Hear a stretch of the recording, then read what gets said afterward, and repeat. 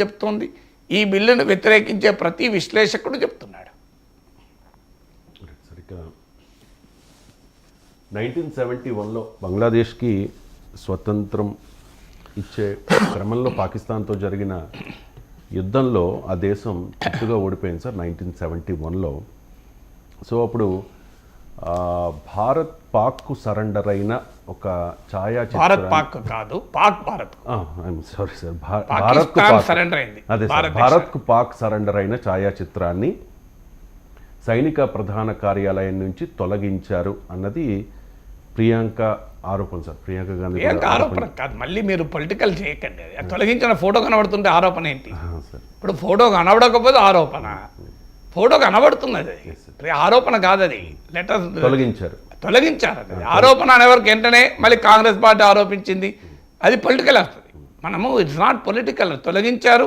ఇప్పుడు army chief, మనకు అర్థం కావాల్సింది, ఆర్మీ చీఫ్ ఎవరిని కలిసినా, అంటే ఫారిన్ డిగ్నిటరీస్ వస్తారు కదా కలవడానికి, ఆయన కూర్చొని మాట్లాడేదాని గోడ వెనకాల ఈ ఫోటో ఉండేది.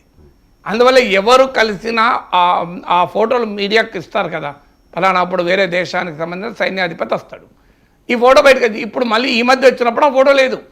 అందువల్ల ఇది ప్రియాంక ఆరోపణ కాదు, సీక్రెట్గా జరిగింది కాదు, ఇది ఓపెన్. ఆ ఫోటోలో లేదు కదా, ఫోటో లేదు అంటే ఎందుకు మిస్ చేసి ఉండొచ్చు? ఇప్పుడు మిస్ చేయడం కాదు, తొలగించారు. అదే ఇప్పుడు చాలా ఆవేదన కలిగించేది. మనకు అర్థం కావాల్సింది ఈ ఫోటో ప్రాధాన్యత. ఈ ఫోటో ఏంటంటే 1971 డిసెంబర్ 16. విచిత్రం ఏంటంటే ఏ రోజైతే విజయోత్సవాలు జరుపుకోవాల్సిన ఆ సమయంలో తొలగించారు. సరిగ్గా బంగ్లాదేశ్లో తొలగించారు, ఇక్కడ తొలగించారు. విచిత్రం ఏంటంటే అది ఇంకా విచిత్రం. మీరు బంగ్లాదేశ్లో అక్కడ విక్టరీ డే అని జరిగింది డిసెంబర్ 16న. మహమ్మద్ యూనస్ బంగ్లాదేశ్ నాయకుడు తన ఉపన్యాసంలో కనీసం భారత సైన్యాలకు పాకిస్తాన్ లొంగిపోయిన అంశాన్ని ప్రస్తావించలేదు. షేక్ ముజిబుర్ రెహమాన్ స్వాతంత్రోద్యమానికి నాయకత్వం వహించిన బంగబంధు పేరు కూడా ప్రస్తావించలేదు. ఇక్కడ అదే సమయంలో ఆర్మీ చీఫ్ ఆఫీస్ నుంచి దాన్ని తొలగించారు. అసలు ఏంటి విచిత్రము? భారత ప్రభుత్వము బంగ్లాదేశ్ ప్రభుత్వం ఒకే రకంగా ఎందుకు వ్యవహరిస్తోంది? ఈ ప్రశ్నకు ఆన్సర్ ఉండాలి కదా. అయితే ఆ డిసెంబర్ 16 రోజు నరేంద్ర మోడీ ట్వీట్ చేశాడు భారత సైనికుల త్యాగాలను ప్రశంసిస్తూ. దానిపైన బంగ్లాదేశ్ మంత్రులు నెగటివ్గా రియాక్ట్ అయ్యారు. ఒకవైపు ఏమో నరేంద్ర మోడీయే ఆ త్యాగాలను కొనియాడుతూ డిసెంబర్ 16న ట్వీట్ చేస్తారు. అదే సమయంలో ఆ త్యాగాలకు ప్రతీకగా ఉన్న ఫోటోను ఆర్మీ చీఫ్ కార్యాలయం నుంచి తొలగిస్తారు. ఏంటి ఈ ఫోటో? దేనికి సింబల్ ఈ ఫోటో? ఆ సింబల్ ఏంటి అర్థం కావాలంటే మనకు ఆ రోజు ప్రాధాన్యత అర్థం కావాలి. డిసెంబర్ 16, 1971 పాకిస్తాన్కు చెందిన 93,000 సైనికులు ఆయుధాలు వదిలేసి భారత సైన్యంకి లొంగిపోయారు. ఎంత గొప్ప విజయం అది మనకు!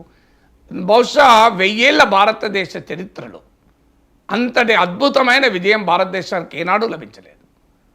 మీకు అంతకుముందు జరిగిన వార్స్లో ఎక్కడా కూడా మనకి విక్టరీ లేదు.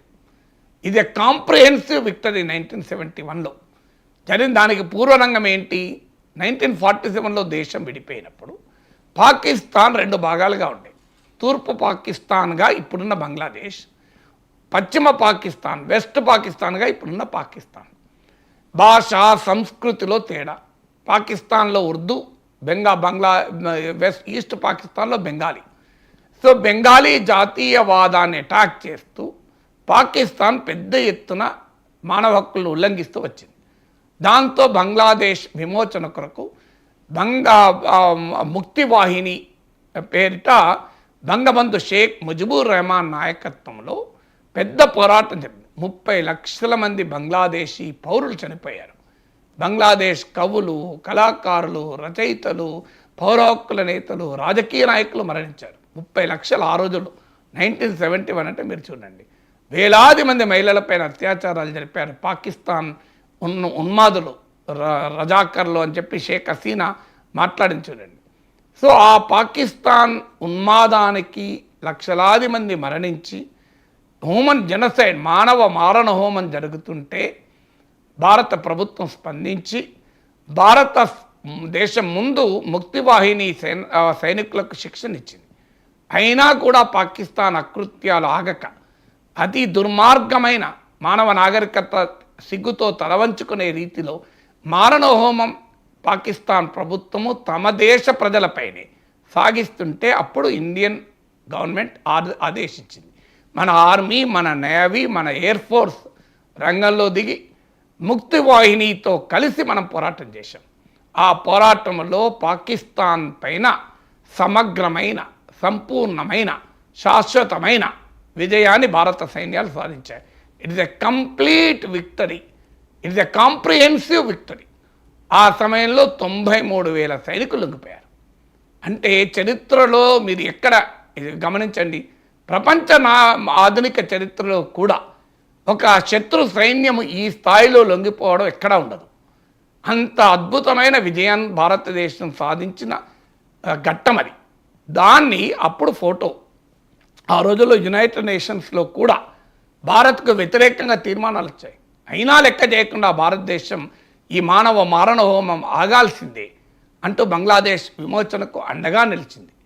ఆ సరెండర్, ఇన్స్ట్రుమెంట్ ఆఫ్ సరెండర్ అంటే పాకిస్తాన్ సైన్యాలకు నాయకత్వం వహిస్తున్న లెఫ్టినెంట్ జనరల్, మన భారత సైన్యాలకు ఈస్టర్న్ కమాండ్కు నాయకత్వం వహిస్తున్న మన సైన్యాధిపతి ముందు మేము లొంగిపోతున్నాం, శరణు వేడుతున్నాం భారత సైన్యమా అని పాకిస్తాన్ సైన్యము శరణు వేడిన ఫోటో అది.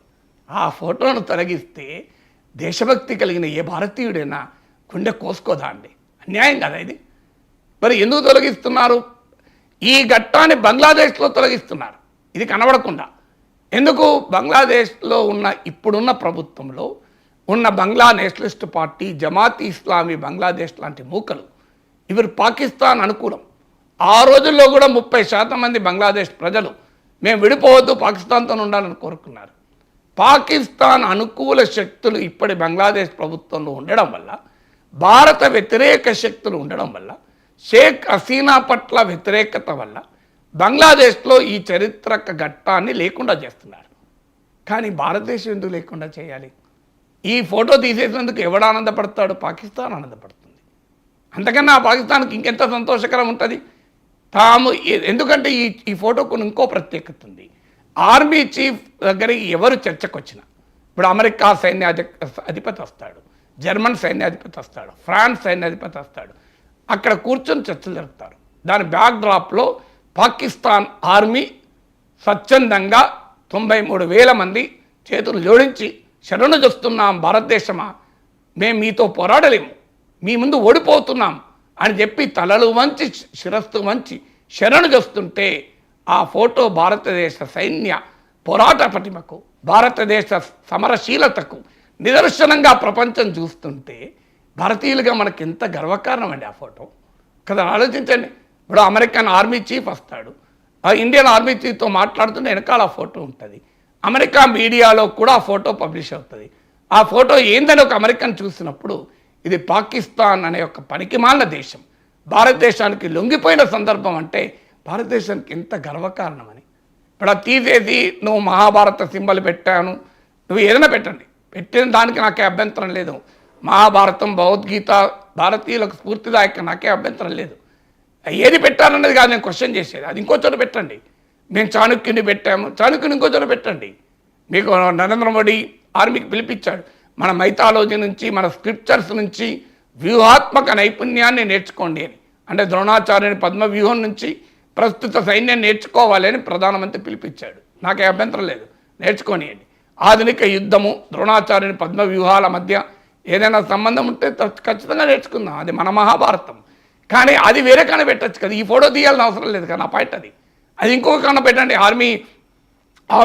ఆర్మీ ప్రధాన కార్యాలయంలో గోడలే లేవా, పెయింటింగ్లు పెట్టుకునే ప్లేసే లేదా? దీనికి ఉన్న సిగ్నిఫికెన్స్ వేరు. దీనికి ఉన్న సిగ్నిఫికెన్స్ ఏంటంటే మన శత్రు దేశం, పనికిమాల దేశం, నిరంతరం భారత గడ్డపైన రక్తపాతాన్ని చూస్తున్న ఒక దివాలాకోరు దేశం.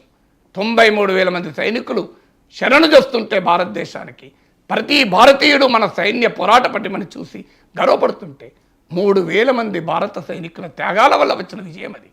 ఇలా 3,000 మంది భారత సైనికుల త్యాగాలను అవమానించడం కాదా ఇది భారతదేశాన్ని అవమానించడం కాదా? పాకిస్తాన్ ఆనందపడే పని కాదా ఇది? హత్య వ్యవస్థ నరేంద్ర మోడీ ప్రభుత్వం ఎందుకు చేసింది అని. ఒకవైపు నరేంద్ర మోడీ డిసెంబర్ 16న భారత సైనికుల త్యాగాలను కొనియాడుతూ ట్వీట్ చేస్తారు. అదే సందర్భంలో బంగ్లాదేశ్లో పాకిస్తాన్ అనుకూల శక్తులు అధికారంలోకి వచ్చిన సమయంలో బంగ్లాదేశ్ ప్రభుత్వము ఈ 1971 ఘట్టాన్నే ఆ దేశ చరిత్ర నుంచి కనబడకుండా చేద్దామని చూస్తున్న సమయంలో భారత ప్రభుత్వం ఈ నిర్ణయం తీసుకోవడం ఏంటి అని, ఇది ఆర్మీ డిసిషన్ అనుకోను. ఇంతటి కీలకమైన ఎమోషన్స్తో కూడుకున్న నిర్ణయాన్ని భారత ప్రభుత్వం తీసుకుంటుంది తప్ప భారత సైన్యం తీసుకోదు. It's a political decision. అందువల్ల ఖచ్చితంగా ప్రతి భారతీయుడు, దేశభక్తియుత భారతీయుడు అడగాలి, ఈ ఫోటో రిప్లేస్ చేయాలి. కొత్త ఫోటో ఉంది, చాణక్యుంది, Mahabharata symbol. Yes, let us be very proud of it. అది ఇంకో చోట పెడదాం, ఇంకా గొప్పగా పెడదాం, అభ్యంతరం ఏమున్నది అసలు. కానీ ఈ సరెండర్ ఫోటో తొలగించాల్సిన అవసరం లేదు కదా. ఇదే కాంగ్రెస్ పార్టీ ప్రభుత్వం చేసింటే బీజేపీ ఏమనేది, ముస్లిం అప్పీజ్మెంట్ కొరకు, ముస్లిం బుజ్జగింపు కొరకు మీరు చేస్తున్నారు, పాకిస్తాన్ లొంగిపోయిన దాన్ని కనబడకుండా చేస్తున్నారు, పాకిస్తాన్ సమర్థిస్తున్నారు అనేది కాదా. ప్రతిపక్షాలు ఏం మాట్లాడినా పాకిస్తాన్కి అనుకూలమే అంటారే. ఇది పాకిస్తాన్కి అనుకూలమో వ్యతిరేకంగా మీరు చెప్పండి. 93,000 మంది పాకిస్తాన్ సైనికులు శరణు చూస్తుంటే, శరణు అని వేడుకుంటుంటే భారత సైన్యాన్ని ఈ ఫోటో తీసేయడం పాకిస్తాన్కు లాభమా నష్టమా ఒక్కసారి ఆలోచించండి. పాకిస్తాన్ కోరుకునేదే కదా ఇది. ఇది భారతదేశం ఎలా చేస్తుంది, మన ప్రభుత్వం ఎలా చేస్తుంది? మన సైనికుల త్యాగాలు కనబడకుండా చేసుకుందామా, ప్రపంచానికి చెప్పకుండా చేసుకుందామా? మీరు ఆడ వేరే ఫోటోలు, వేరే చోట ఇంకో ఎన్నెన్నో ఫోటోలు పెట్టుకోండి. ఇది ఐకానిక్ ఫోటో. 71 నుంచి ఇప్పటి వరకు 53 ఏళ్ల పాటు భారత సైన్యం చీఫ్తో ఎవరొచ్చి చర్చలు జరిపినా ఆ ఫోటో ఉండే, ఈ లొంగిపోతున్న ఫోటో. మీరు చిన్న చిన్న విజయాలకోమో మీరు గొప్పగా చెప్తుంటామే. మన సర్జికల్ స్ట్రైక్స్ మనము వాటిని గొప్పగా చెప్తామే. ఇది ఏ సర్జికల్ స్ట్రైక్స్ కన్నా ఎక్కువ కదా, ఏ బాలాకోట్ స్ట్రైక్స్ కన్నా ఎక్కువ కదా ఇది. మరి దీన్ని ఎందుకు తగ్గిస్తున్నారంటున్నా కారణం ఏంటి? అది ఇందిరాగాంధీ హయాంలో జరిగింది. అదొక్కటే ప్రాబ్లం. నరేంద్ర మోడీ ప్రభుత్వానికి ప్రాబ్లం ఏంటంటే పాకిస్తాన్ ఓడించింది అన్నది కాదు సమస్య, ఇందిరాగాంధీ పాకిస్తాన్ ఓడించింది.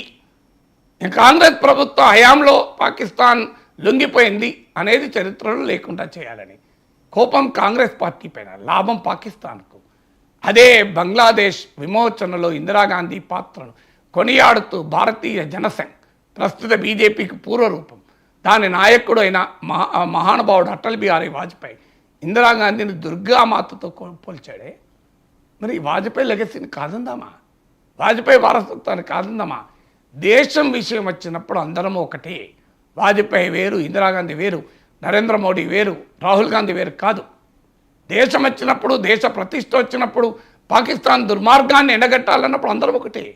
మీ రాజకీయ కారణాల రీత్యా దేశం గర్వించదగ్గ ఒక అద్భుత ఘట్టాన్ని ప్రపంచానికి మేము చూపము అంటే ఇంతకన్నా అన్యాయం ఇంకోటి ఉంటుందా?